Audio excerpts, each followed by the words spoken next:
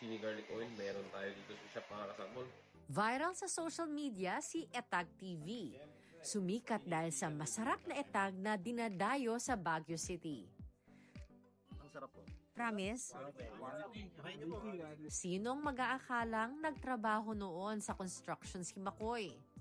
Ito yung unang smoker natin na doon ko tinimpla yung binibenta ko ngayon na smoke tag. Pero sa atin, gumawa tayo ng ganitong style. So, ito na yung laman niya. Ay! Oh my gosh!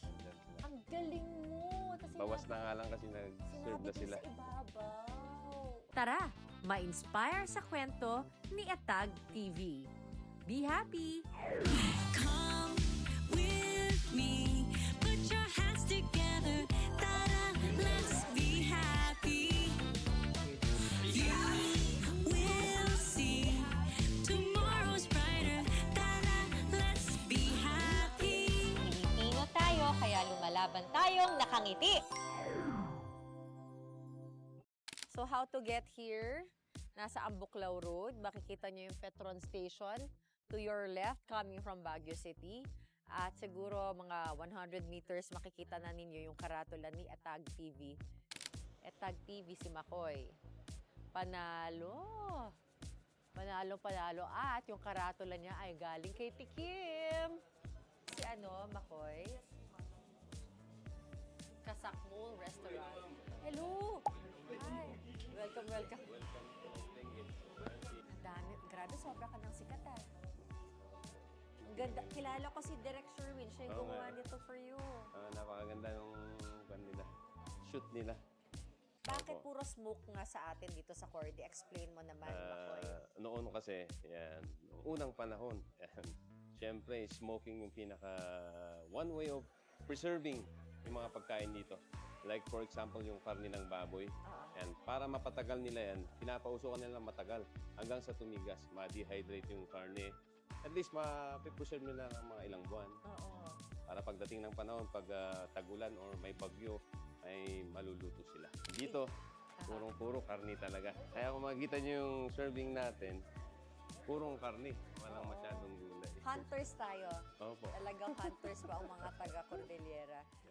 Kwento mo muna sa akin tong mahiwagang tangking yan.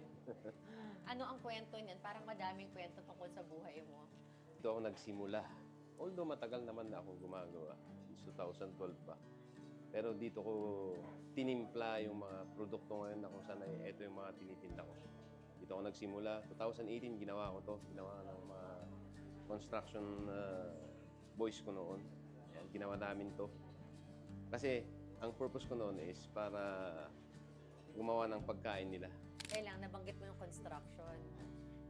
Anong connection ng construction sa restaurant? Ano ka sa construction? Bakit ka merong construction? At ito yung kinakain ng mga kasama mo sa construction site. Yun ang isang part-time na trabaho ko noon kasi construction worker. Yeah. Ikaw mismo ang... Gumagawa kami ng mga bahay. Ikaw ang nagbubuo? Opo. Oh, sige. Oh. Kasi ang passion ko noon is construction eh. Pamilya namin noon, puro mga contractor. Kaya nakahiligan ko na rin na magtrabaho sa construction. Part-time job ko kasi yun. Pero yung profession ko talaga, isa akong nurse. Nurse ka na nagko-construction ka? Opo. Ikaw? So parang maraming natatawa sa akin. Ba't ang dami-dami ko ginagawa? Oo. Construction worker, nurse? Opo. Nurse ka dahil? Ba't ka nag-nursing? Kasi may passion ako sa mga may sakit. Mahalaga ako sa may mga sakit. Kaya talagang gusto kong maging nurse. Aim on goal ko noon. Hindi mo natuloy na yon o nakapractice ka rin ng nurse? Nakapractice 15 years. 15 years. Last year lang ako nag-resign.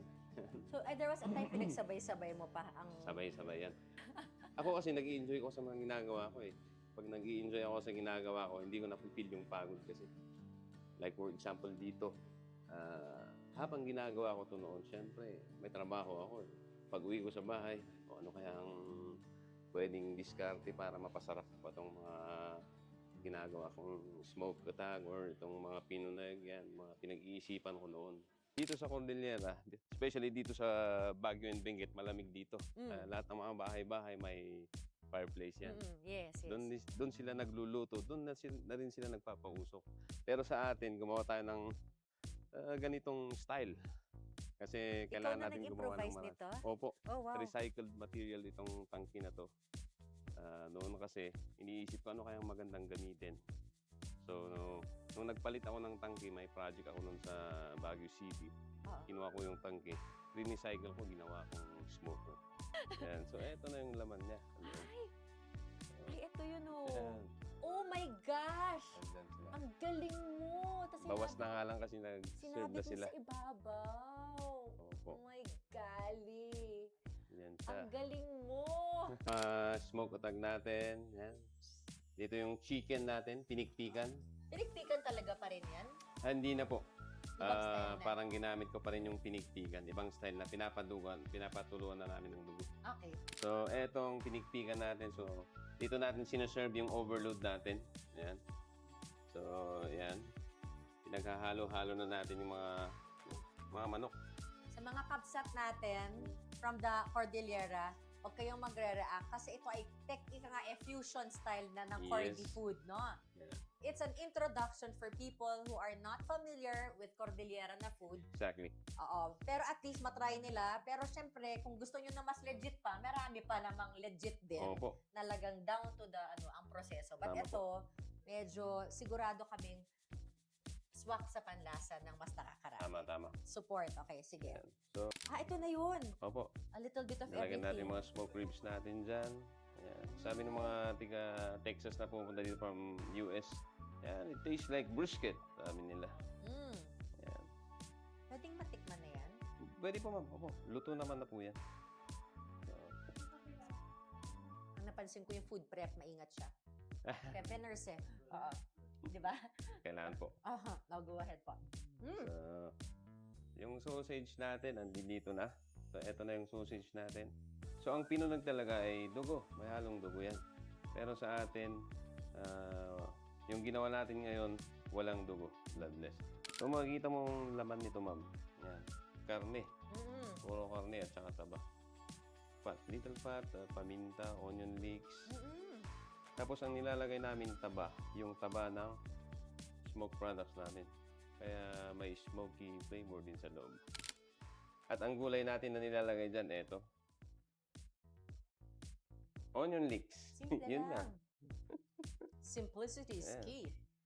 Makoy, dapat daw sa pagkain, hindi naman komplikado. Opo. Mas Napakasimple lang talaga. Promise. Napakasimple ng recipe natin dito. So, yan. Yan na. Yan yung sabaw natin. So, habang kumukulo pa yung sabaw, hindi yan tumitigil. Isang buong araw na kumukulo yung sabaw na yan. Additional one natin. So, kaya kayang-kaya niyong kumuha ng mga big group kasi simple lang naman yung Opo. preparation. Opo. Yun ang inisip ko para hindi tayo mahirapan. Hindi naman tayo chef. Hindi Oo. naman tayo nag-aral ng mga matitinding plating. Ganito lang. Ganito kasimple. Ano yung bawang? Opo. Oh, panalo. Additional aroma. Naisip ko, 2012, ba't kaya hindi natin i-showcase yung mga produkto natin? Kasi alam ko, hindi lang tayo ang nasasarapan sa ginagawa natin. Sigurado magugustuhan ng ibang tao yan, mga bisita. So, gumawa ako ng eatery 2012 habang nagtatrabaho ako sa nurse. So, sinubukan ko. Medyo talagang yung schedule natin medyo compressed talaga. So, gumawa ako ng eatery. Yan. Okay naman, patok. Mga locals yung una. Until may mga Chinese, may mga Koreans na may hilig pala sa ganitong pagkain.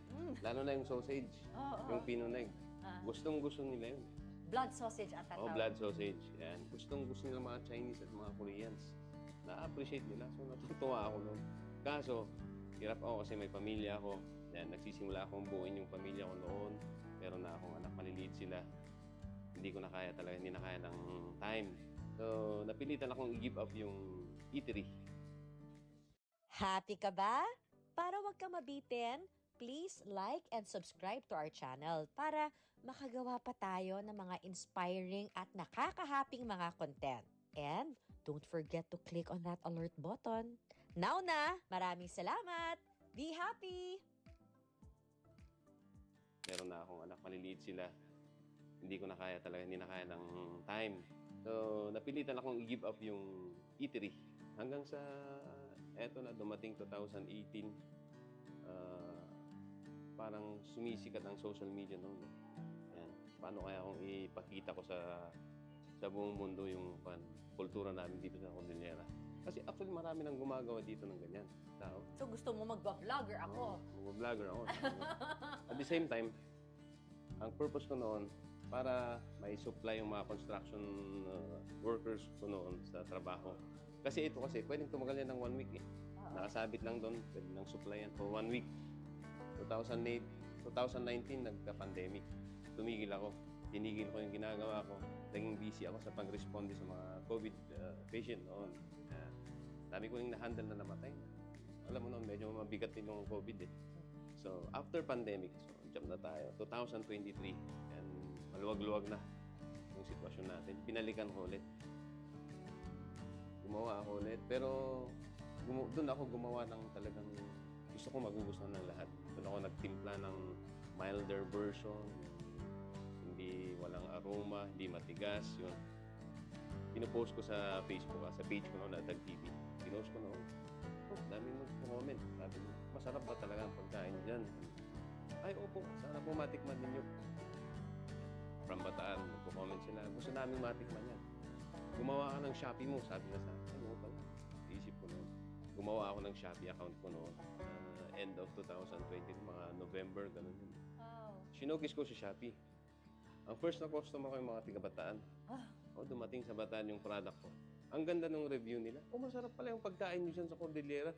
Sabi nilang ganun sa akin. Ay, opo. Sumunod naman, Laguna, Pampanga. Puro positive yung feedback. Kung magaganda. Magaganda yung mga review nila. So, naisipan ko, gaganda ng mga review. Nung pumutok yung, parang naging trending na yung aking Shopee noon. Ang dami ng orders, pumapasok. Umabot na ng 3,000 hanggang 4,000. 5,000. Opo. Na-stress ako noon. Hindi ko na nakaya. Kasi grabe. Ako lang mismo kasi yung gumagawa nung una. Ako lang talaga. Oo. Doon na nag-start. 2024. Sila na mismo ang pupunta dito. Mga April yun. Ganun eh. April. Wow. April, May, June. Sila na pupunta dito. Ito yun, oh. Yan, Pangasinan. Yan. Hello, mga taga Bautista, Pangasinan. Pangasinan. Yan. Alam ng mga iba. Makati? From Makati. No way. Ayan. Makati? Oh, may mga taga Makati. Ayun. Hi, magaling Isabel, mga Ilocano din. Oh. Yan, mostly ang mga kumakain, mga galing abroad kasi napapanood nila sa abroad. Wow, Naimas, mga Ilocano, Naimas, from Naimas. Isabela naman. Nagnanam. Abot kaya ba? Sa budget? Hindi naman mahal? Sa ano, maraming hati. Magkano ginastos ng pang tropa? Isang buong tropang ganito. 2,500, good for 10? 2,500, good for 10? Yan. Pwede. Si good for 10, 5 lang sila. Sumobra ang ulam. Masabing sobra. So good for 10 yung isang isang order. Very generous yung kanilang serving. So i-take out na to. Sticky rice kaya hindi po hindi siya matigas. Yan. Meron ng Yung rice pa lang natin, quality. parang Japanese at mountain rice, no? Oo. Parang Japanese rice. Opo. O, di ba?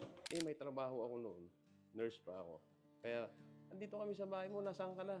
Kami ng mga bisita. Hinantig ka na dito. Tigasan po kayo. Tiga Pampanga pa kami.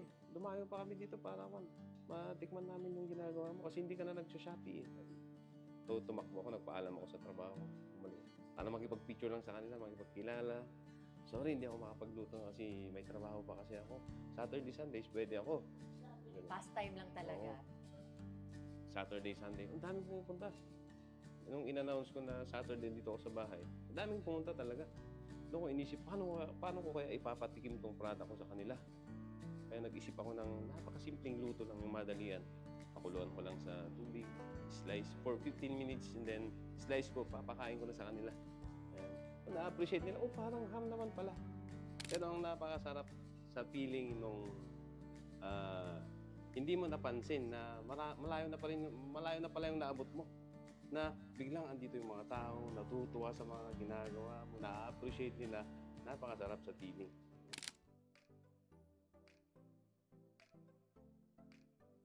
Masarap siya talaga. So ngayon na tinitikman ko, masarap talaga kasi ang linis. Naalala ko na nagpunta ako kay Oliver. Sa mga nakakapanood rin ng channel natin, pinuntahan natin si Oliver sa Batangas, yung goto niya. I think ito yung pretty much version rin ng Oliver's dito naman sa Baguio. Kasi ang simple lang ng paggawa. Very simple. Pero yung sekreto nito is yung pagkakasmoke nga ng pagkain. Sobra kong 5 stars. Ting, ting, ting, ting. 5 stars! Dami na talaga pumupunta. Dami na talaga. Paano gagawin ko dito? Sabi ko noon. So, talagang nag-decide na ako na mag-resign. Nag-resign ako sa trabaho ko. Hindi nila tinanggap yung resignation ko yung una. Kasi syempre, biglaan. Pero sabi ko, kailangan ko mag-resign talaga. Kasi nahihiya ako sa mga bisita. Puro turista pa man din yung pumupunta sa bahay. Nag-recruit na ako ng mga staff, pero mga family members muna. Mga 3 lang kami. Doon, okay lang. Serve kami. Mga papakain kami ng 20, 50 na tao sa isang araw. Hanggang sa dumami na 100. Hanggang sa dumami na ng dumami. Kaya sa bahay ko, ginawa ko ng parang kasi masikip yung bahay. May second floor, may third floor. Kaya ginawa ko ng kainan talaga. Kaya inisip ko, kailangan natin maghanap ng mas maluwang space. Bumaba kami dito ulit. Inupahan namin tong lugar na to para at least ma-accommodate namin yung mga senior citizens, mga PWD, mga maraming crowd. Ito yung May kape ka na rin, kape, ha? oo. Kasi alam kong malamig dito sa atin. Hindi mawawala yung kape. Siyempre dito may libreng kape dito. Libre. Laging may libreng kape, pero may din. May espresso tayo. Lalo na, Espresso. malayo ang biyahe ng mga pumupunta dito. Tama po, opo. Mga tourist, kaya kailangan may naka-ready na kape para sa kanila. Ayan. Sige. Siyempre, hindi mawawala yung tapoy natin, rice wine. Tapoy! Yes, uso yan. Ano ang tapoy? Yan, rice wine po yan. Yan, na fermented rice. Yan, especially yung rice natin galing dito sa Cordillera. Yan, yung mga balatinaw, red rice, yung mga ginagawa nating tapoy. Ito yung mga traditional. Yan, mga ginawa Parang ko noon. museum na rin, friend, ah. Mga traditional din yung manok. Mga Oo. tinesting ko manok. Baboy, pato, baka, kalabaw naman yung mga yun. Buntot ng baka. Yan yung noon, mga ginagawa ng mga... Ito hindi naman kasama. Hindi. Dito nang galing yung mga iba dyan. Kasi noon nagpahanap ako ng pinakamalaking ulo ng kalabaw. Oh. Galing from Mangaldan, Pangasinan. Ito naman, binigay sa akin buo, ulo ng baboy. Pinalitan ko ng panyata, kahoy. Parang ganun. Baboy to? Hindi po. Baka? Baka. Ayun. Yan. At ano tong mga nandito? Wall of Fame ba ito? Yan, yung mga visitors natin dito. Nandun si Tikim TV. Yan. Oh! So, dito yung mga binibenta Ayan natin. na! Dito na yung mga smoke products Gawa mo natin. ba to? Opo, ma'am. O may supplier na rin tayo? Hindi. Kami mismo ang gumagawa. Eto kasi, kaya ako tinawag na smoke tag kasi dito sa Benguet, common tayo dito sa kiniing or smoking. Sa Mountain Province naman, sa kanila, sun drying, meron namang silang smoking, pero ang tawag nila, tatag. Dito sa atin, kiniing. So, kaya sinabi ko kanina, ang father ko is from Mountain Province, yung mother ko naman is from Benguet. Gumawa ako ng fusion. So, kaya ang tawag ko dito sa one is smoke tatag or kiniing na tatag, which is a version from Benguet and from Mountain Province. Ito na yung finished product natin. Siyempre, available dito sa shop natin, dito sa Bacol Central, La Trinidad, Benguet. Pag-pronounce? Bakal? Bacol. Bakal. Oh, Bacol. Anong spelling? Beckle. Bakal. Opo. Bacol. Bakal Central. Ayan, Bakal Bacol Central. Ang mga tumatak sa akin sa kwento mo, palagi mong binalikan tong itag, itong Opo, kasi nagka-pandemic. nagka-pandemic. Iniwan Ang mo, pero pumatok noon, ma'am, bumabalik at bumabalik. Nung nagka-pandemic, ang pumatok kasi halaman. Mahilig din ako sa halaman. So, nagplantito ka din? Oo. Nagtitinda lang. Nag-online ako. Online selling ako ng halaman noon. So, isa ako sa mga nagsusupply sa mga Manila, yung mga high-end na mga halaman noon. Wow! Mga mahaling halaman. So, anong kwento ng tagumpay mo? Kasi nakita ko lahat, sinubukan mo pala eh. Talagang sipag talaga eh. Siguro sipag at saka passionate ka sa lahat ng ginagawa mo. Huwag kang mawalan ng pag-asa. Dapat passionate ka. Dapat bigay mo yung best mo. Yung mga nag-fail man yun, meron pa rin plan A, plan B, plan C, hanggang sa makuha mo yung talagang kung saan ka talaga. Tsaka dito yung talagang nakita ko na hindi lang tiga Baguio, tiga Benguet, tiga Cordillera ang pumupunta. Hindi, puro tourist eh. Gagaling sa malalayong lugar, bibiyahe pa sila ng ilang oras. Like for example, yung manggagaling ng Ilocos Norte, Wow. malayong lugar yun. Babiyahe lang sila para dito lang. Kaya doon ako natutuwa talaga. Ang bongga kasi, nagsimula tong invention mong to kasi gusto mo pakainin yung mga kasama mo. Opo. Di ba? Yung Mga boys ko lang mga sa boys. construction noon. Ayan. Hanggang sa Gusto yun mo na. lang pagandahin, pinapakain ayusin. na natin, puro mga bisita, mga personality, mga iba't ibang klase ng tao. Dito sila. So, gusto mong pakainin yung boys mo, gusto mong ibida rin sa SOCMED yung Produkto dito sa, pagkain dito sa ito, Cordillera. tanan. Ang galing lang. Kasi, Parang ganun. Parang magic. para sa'yo. Kung para sa'yo, dadalhin ka doon. Di ba? Opo. Galing, gawin mo lang lahat, strike anywhere. Tapos parang yung nagsisettle kung saan yung para sa'yo. Parang ganun yung dating sa akin. Parang yung Diyos na yung nag-ayos eh. Ginawa ko naman na lahat. Ito na yun, talaga. Eto na yun siguro. Dahil quality lahat ng ginagawa natin, from fresh meat to fresh serving. Sana po na-inspire kayo sa kwento ni Atag TV. Be happy! We'll see.